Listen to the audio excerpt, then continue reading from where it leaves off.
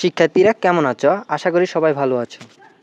আশা করি তোমরা সবাই এখন একটা বিষয় নিয়ে খুব চিন্তিত।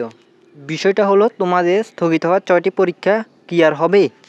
তাহলে আজকের এই ভিডিওটিতে তোমাদের পরীক্ষা সম্পর্কিত সর্বশেষ যে আপডেটটি পেয়েছি সেটি নিয়ে আলোচনা করব। কিছুদিন আগে বিভিন্ন সামাজিক যোগাযোগ মাধ্যমে একটি ভুল তথ্য ছড়িয়েছিল, যেটিতে বলা হয়েছিল 6ষ্ঠ থেকে 9ম শ্রেণীর নতুন কারিকুলাম বাতিল। এই তথ্যটা ছিল সম্পূর্ণ ভুল। তবে 15 থেকে 20 আগস্টের মধ্যে তোমাদের ষান্মাসিক সামষ্টিক মূল্যায়ন পরীক্ষা আবার শুরু হতে পারে। তবে এটা যে 100% শিওর তাও না, এটা সম্পূর্ণ শিক্ষা মন্ত্রণালয়ের হাতে। তবে এই নতুন কারিকুলামটা এবছর পরিবর্তন করবে না, এটা প্রায় 80% বলা যাচ্ছে।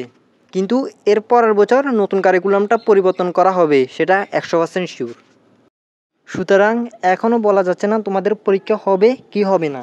পরীক্ষা হবে সেটাও ঠিকভাবে বলা যাচ্ছে না, এবং পরীক্ষা হবে না সেটাও ঠিকভাবে বলা যাচ্ছে না। সুতরাং 15 থেকে 20 আগস্টের মধ্যে আমরা সঠিক তথ্যটি পেয়ে যাব।